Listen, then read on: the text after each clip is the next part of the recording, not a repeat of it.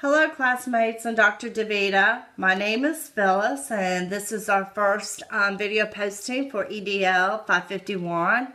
And in the first posting we were asked to answer 3 important questions about our identities and the readings in Modular 1.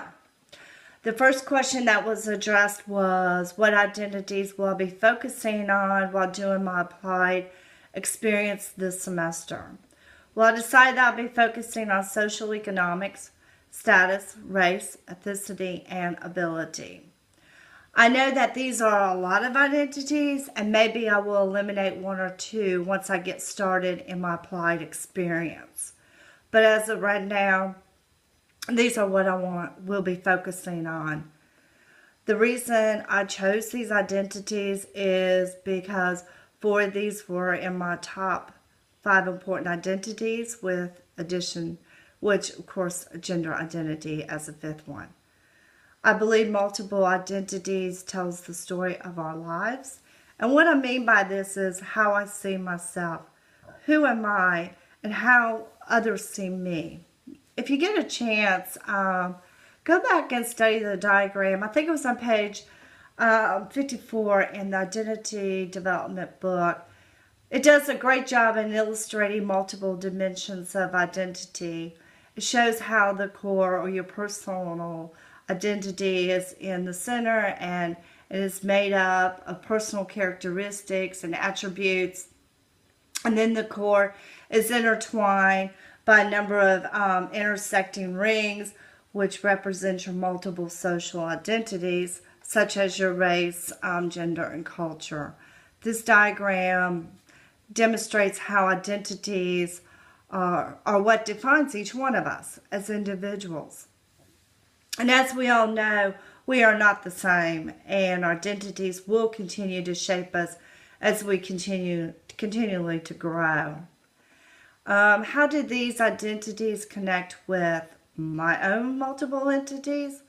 Like I said, they were in my top 5 identities when I did the worksheet.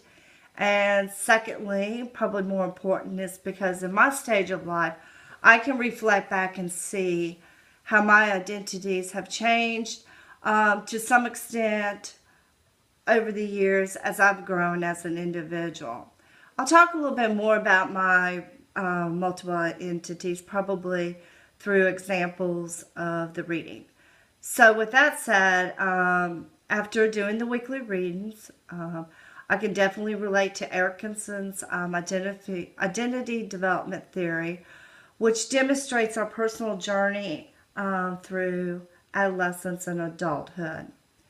Erickson was describing the 8 stages of development theory. It's an excellent model to me when I was looking at my own identities. I can personally relate to each of these 8 stages. And why I say that is because I'm currently in the 7th stage of this model, which was general activity versus stagnation. For those who don't remember this stage, it's when adults are engaged in giving back to society and focusing on their professional lives and families.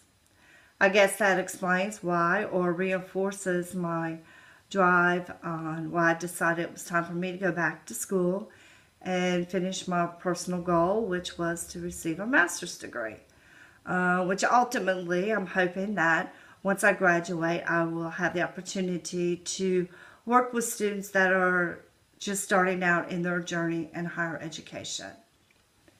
In addition to being in the 7th stage of development, I've had the most rewarding experience to watch my own child go through the first 6 stages of Erickson's psychosocial theory. And in my personal opinion, personal observation, I can relate to this theory. And I believe it's more relevant to modern life when I reflect back as a parent. To me, it demonstrates in depth on how personality and behavior in people, and how personality and behavior develops in people, and generally gives an overall understanding of self and others.